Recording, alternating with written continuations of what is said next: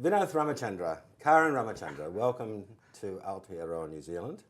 This is your visit to Laidlaw College, and we're very glad to have you here. Karin, this is the first time you've come to this country. What are you noticing? What stands out to you on your first visit? Well, quite a few things, but I must say, if you ask about my first impression, it is coming into a land that has a lot of space. And just looking out and seeing the big sky and all of the green and so on, immediately made me think of you could fit a lot of more people in here. Yes. Yes. And we are living in a world that has huge need and many refugees who are treated in abominable ways. And my first idea was, why don't some of them be allowed to resettle here? That would be something the government is wrestling with here and in Australia, and not necessarily from a compassionate position. Exactly. Vinoth, what are you noticing about this place? This is your second visit? Yes, I was here 20 years ago, but just to Wellington and Palmerston North, so it's my first visit to Auckland. Mm-hmm. And I'm just struck by the diversity of landscapes and climate. I can't think of any other country that has both alpine mountains and tropical rainforests within one territory. So, and since I love bird life and animal, sort of the non-human animal life, I think it's a wonderful place to grow up in. What has become your favourite kiwi bird? Have you noticed one that's struck your attention? Well, I think the saddleback is pretty impressive, especially when you get close up and see the colours, and the tui as well. For me, it's definitely the takahe. Oh, yeah. Yep. That's a beautiful, colourful. It's fantastic. I mean, it shimmers in all these different colours. Yeah. It's striking. You've got some of your writings here in front of us, Vinoth, and as I've been impressed by these books for many years now, you speak about theology and the gospel in incarnational ways as needing to be grounded in contexts. So you're living in Sri Lanka at the present time. Karin, you're originally from Denmark. Here you are in Aotearoa, New Zealand. So we've got a number of contexts, no doubt, contending for your mind's space. But let's start by talking a little bit about your views on humanness. What does it mean to be human in your understanding? Either of you or both of you, just your thoughts. Well, I think I would begin by saying that to be human is to be a finite creature. It is to be embodied. So we live in embodied relationships with one another because we image a God who is also relational, who lives in triune relationships. And as the image of God, we represent God to the rest of creation. So that gives every human being an intrinsic value, a worth, and how we treat a fellow human being is a reflection of our attitude to God. Karin? I went blank there. But I think more than thinking so much about the marvel of the individual, I think we have come to also realize how we have under-emphasized the connectedness of human beings, the interconnectedness of all of creation, really, not just human society, but with all of creation. In your book, The Message of Mission, which is one of those I've read along the way, you speak about Christian thinking as always being Christ-centered. You challenge us as having too puny a view of Jesus. How can we have a view of Jesus that is more biblical, more holistic? Who is Jesus for you? Both of you could think about that. Who is Jesus, and how do we get beyond a minimized Jesus? Well, it's not accidental that we have 4 accounts of Jesus in the New Testament, because no one account does him justice. We need these 4 perspectives, and I would begin by encouraging people to actually read those 4 perspectives. That's how I came to faith in my late teens, just reading the 4 Gospels and being attracted to the person of Jesus. I found him a truly human person approachable and yet also larger than life, a personality who just engaged my imagination and blew my imagination. And then as you read on in the rest of the New Testament, you find that the early disciples of Jesus began to see him not just in historical terms, but even in cosmic terms, that he was the one through whom God was renewing and reconciling the whole cosmos to himself. And then from there you go on to church history and you look at the way that this message of Christ has been translated into all the different cultures and societies of the world. And in a sense you find Christ growing, because every culture, every context brings new insights, new perceptions of who Jesus is. And so we need the perceptions of Jesus that come from Africa and Latin America and Europe and everywhere to actually see Jesus more fully. So no one context can ever exhaust who Jesus is. So that dialogue across cultural, ethnic, language groups, that dialogue between religious affiliations, that's important for understanding the breadth of Jesus. Yes. Firstly, dialogue within the church, so that you have Christians from different historical ages and different cultures and different political contexts who bring their vision of Jesus, how they read the Gospels, into dialogue with one another. But also God uses non-Christian people to show us also more of Jesus, just as he used Cornelius in the book of Acts to enlarge Peter's understanding of the Gospel. Karen, who is Jesus? Well, I think we have such a tendency to want to define who he is, and in that way we cannot help but confine him.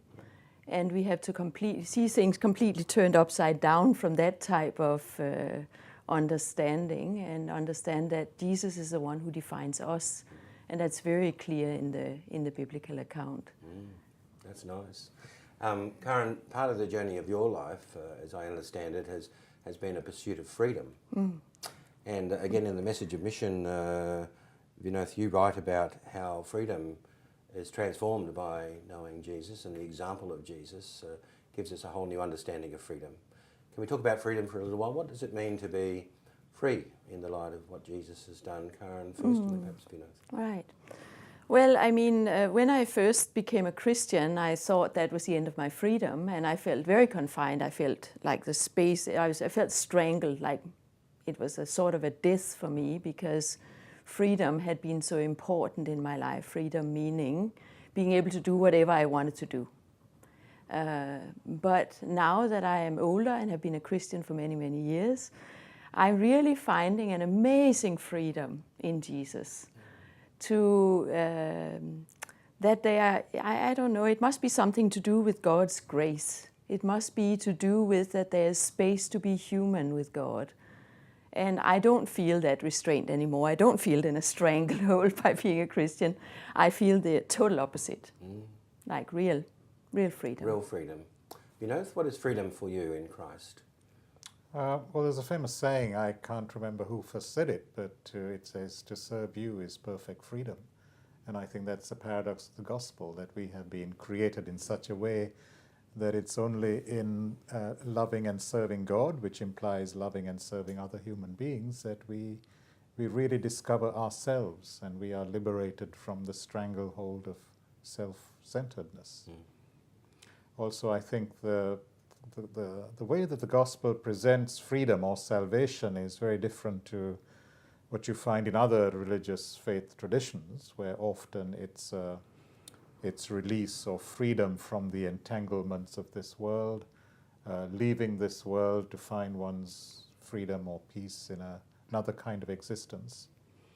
And the gospel reverses all that, and it speaks of a God who has chosen to become immersed and entangled with his creation.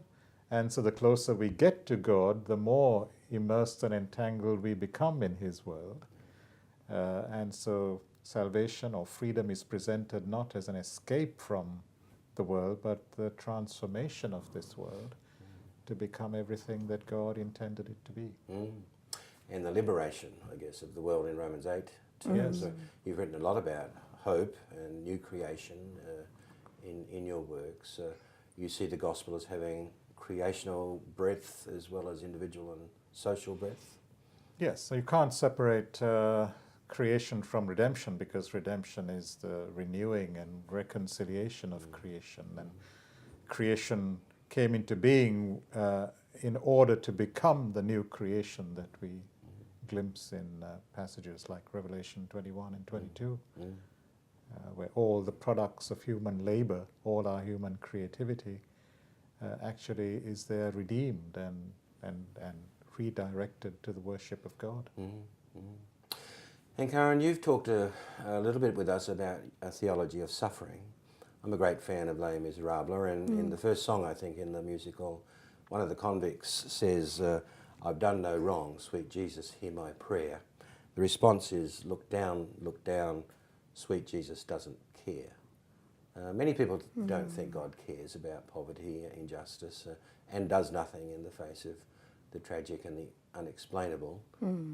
How does Jesus care, and what do we say to that accusation that God doesn't care? Well, I mean, it's very clear that God cares about the human condition, and the human condition would be very much the suffering and the destruction of all that is good.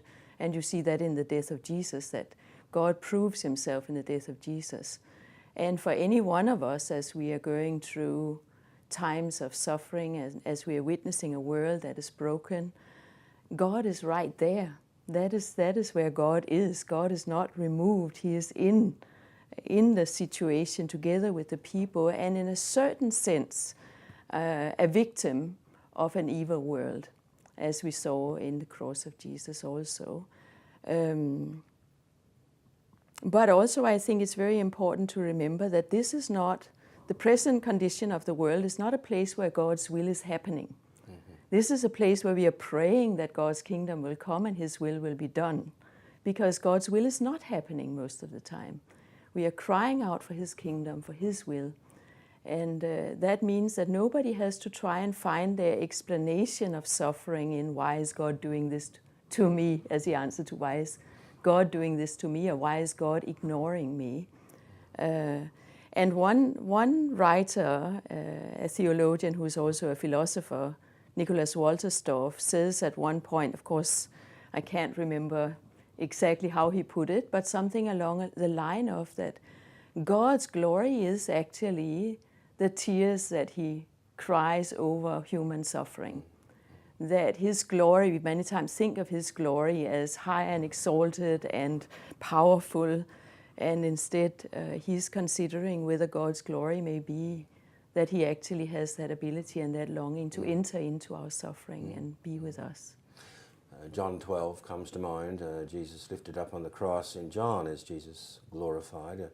This is a text, Vinoth, you've spoken about as important for you, unless a grain of wheat falls and dies. And the whole vision of John is Jesus glorified in his death and suffering. Do you want to reflect on the importance of John 12 and how that ought to shape the sorts of decisions we make around our lives, and perhaps how that's impacted you? Yes, because the text goes on to say that where I am, my servant will also be. And we don't often preach on that, because when Jesus is saying that, he's going to the cross. So he's implying that if the cross is my destiny, then so it must be for who follow me. Rather than running away from situations of suffering, the risen Jesus actually takes us into situations of suffering, whether it be in tough inner city areas or in countries that are racked with conflict and war. He doesn't take us to places of comfort and security. And so often it is just living in those situations, choosing to live in those situations, practicing an incarnational presence that gives others a sense of hope that this is not the ultimate reality.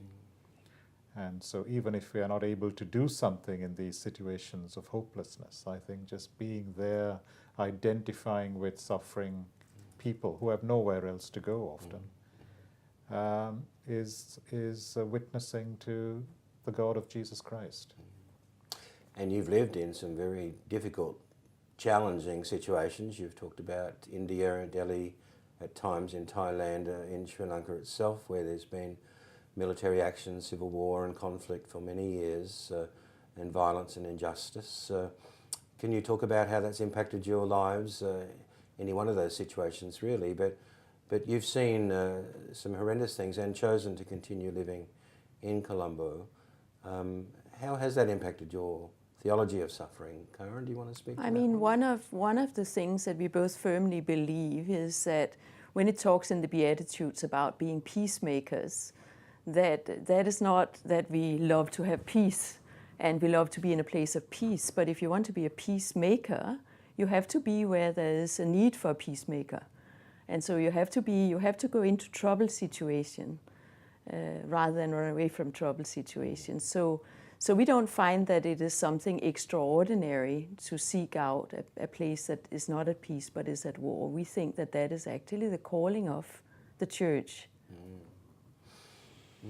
Yeah, I find myself, ever since I started developing, particularly a university ministry in Sri Lanka, and then that widened into other areas of ministry, both in Sri Lanka and South Asia.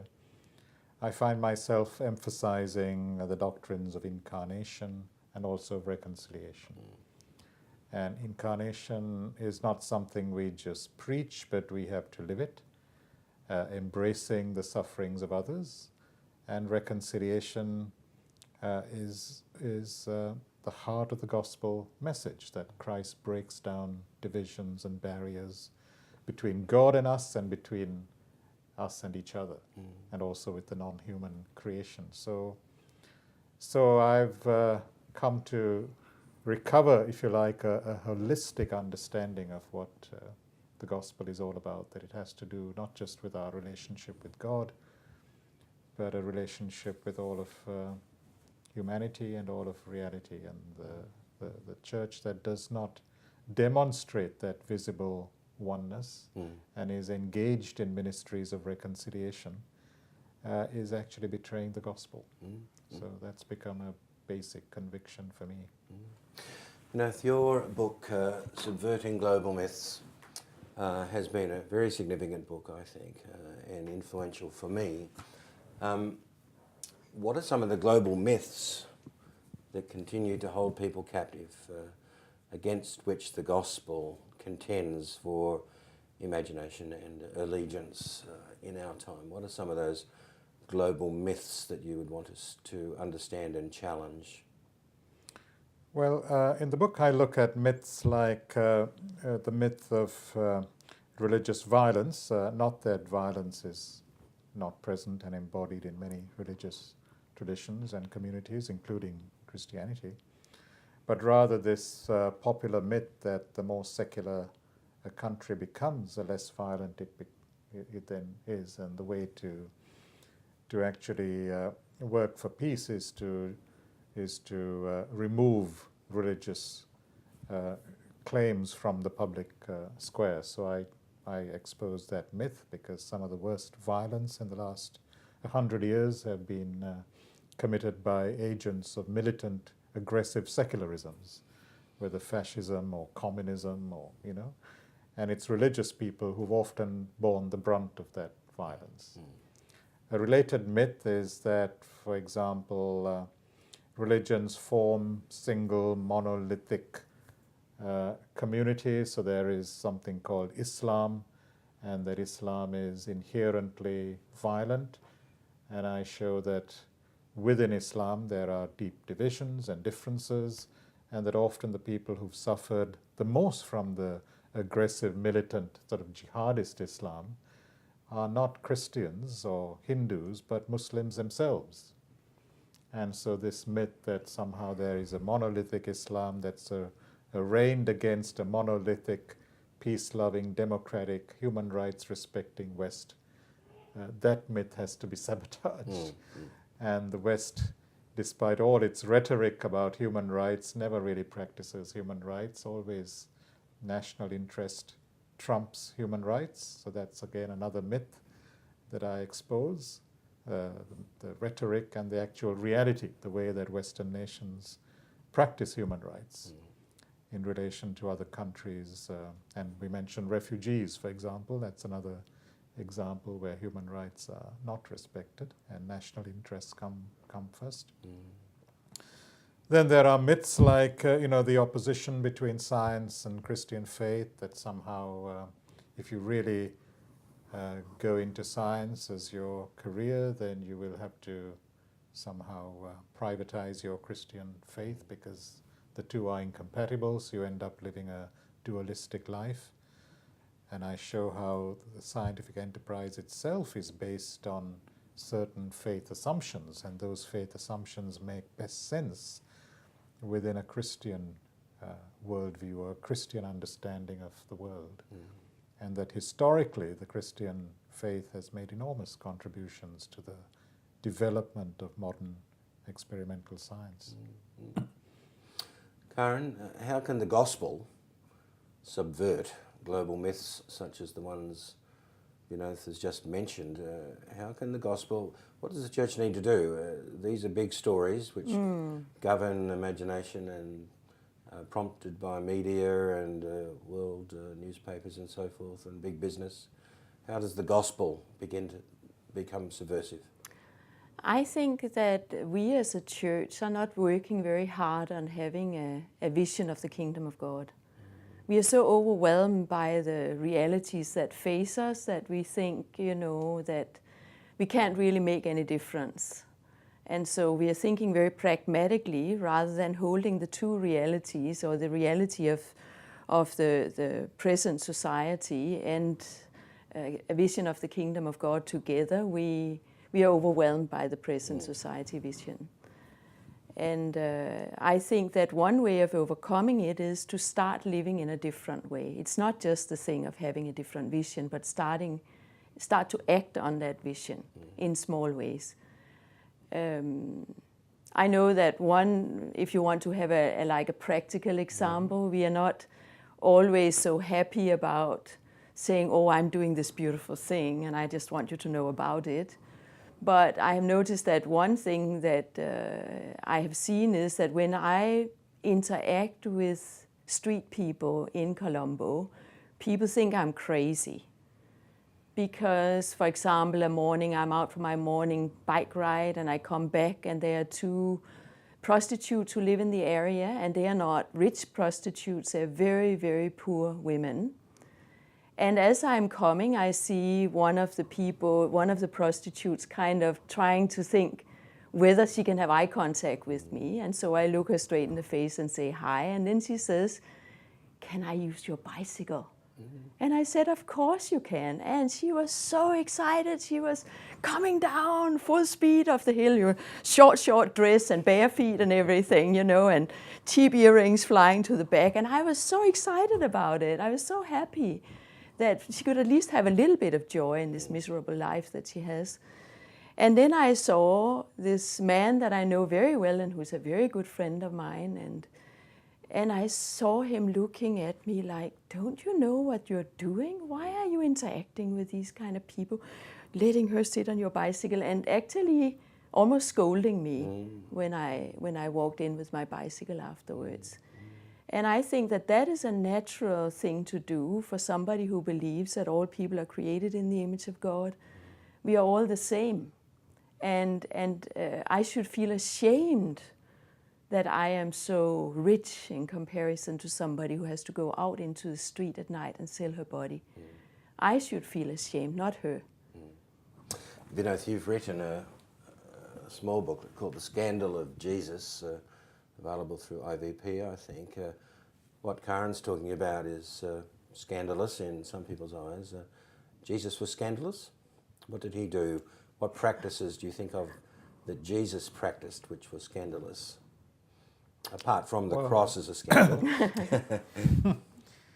Well, remember he was called a glutton and a winebibber, a drunkard, because he associated with people who were considered outcast, the tax collectors and the lepers and the Samaritans, and he just partied with them. And he drank and he ate and he lived a very irreligious lifestyle. And so that scandalized the sort of religious, moral people of his society. He also broke down sort of social conventions. He healed people on the Sabbath. He associated with people from an enemy community like the Samaritans. He refused to become a militant nationalist leader taking up arms against the Roman occupying force, but told his disciples that they had to love their enemies, and all this was so shocking, and that's why they hated him, and eventually he was crucified. At the end of Subverting Global Myths, you quote Kevin Van Hooser, this idea of improvising the gospel, living out of the gospel imaginatively, faithfully and well, in a different time and place, a 21st century context of some sort. Can you give us some examples of how people faithfully and well improvise the gospel? And you might like to speak about your own stance with regard to the development of nuclear energy in Sri Lanka and the stance that you've taken over the years and what that cost you. But other examples as well, if you'd like to. And we'll come to an end after these questions. Well, yes. I mean, I didn't think consciously that I was improvising the gospel when I opposed the introduction of nuclear power to Sri Lanka. This is about 20 years ago. The chairman of the Atomic Energy Commission in Sri Lanka wrote a couple of articles in the newspaper calling for Sri Lanka to go nuclear, to buy a nuclear power station from America. And I wrote in the papers opposing it. And the Presidential Commission was appointed, and various people, including myself, were invited to come before this commission and give evidence, to give our reasons for and against the proposal. So these were all technocrats, there were economists, engineers, physicists on the committee. And they said to me, you are the most highly qualified nuclear engineer we have in this country. Why are you opposing this? I mean, you stand to gain. And some of the arguments they understood, arguments about the problems of disposing of nuclear waste, which is still a huge challenge, and the capital costs. But there were some arguments that they found very strange because it was not the way they had been trained to think. For example, I said to them, we are living in a country that does not have open government. We do not have a free media. So if there's any major accident in one of the reactors, it's going to be hushed up. And so I don't think that we should introduce high technologies which carry great risks into societies which do not have transparency of government and freedom of information. I also said to them, you have to look not just at the aggregate costs and the benefits of the project, but the way that costs and benefits are distributed. So even if you were to site a nuclear reactor in a remote part of Sri Lanka, there are always poor people who will live in the vicinity of that reactor, because in developing countries there is a high population density. You can never get away from people, unlike here in New Zealand. So I said the poor who live in the vicinity of the reactor are not going to reap the benefits. They won't get the electricity. But if there's any accident, it is they who will bear the costs in terms of radiation, sickness, and even death. And so that's an unfair distribution of the costs and the benefits.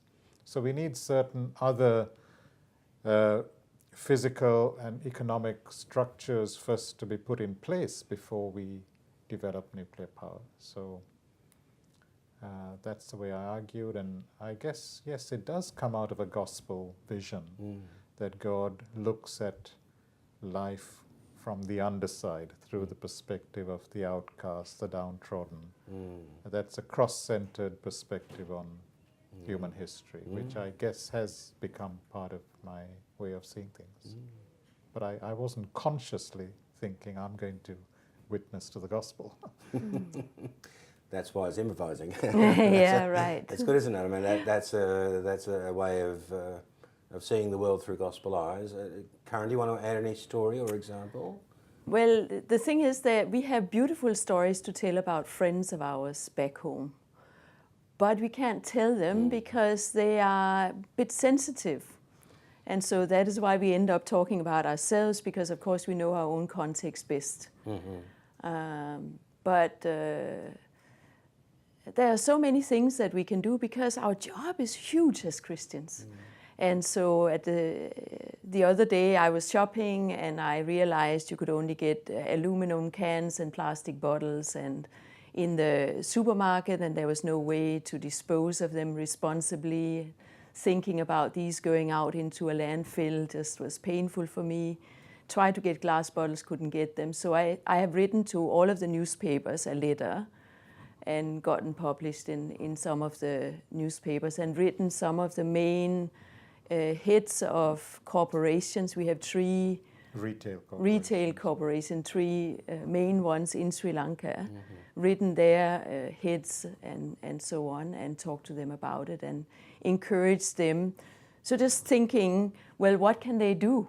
Well, they are putting these things out on the market. The least they can do is provide a way that we can dispose of it responsibly. So suggesting that they put up clearly marked containers outside of some of the main outlets, that we can come and put them there, and then they take care of disposal, taking them to already existing recycling stations or open their own or whatever. Well, we're very grateful that you've written, and your blog also, Vinoth, is challenging, and I would recommend it to people to read over many years. And thank you for coming to Aotearoa New Zealand and to Laidlaw and speaking with us today. Thank you. Thank you.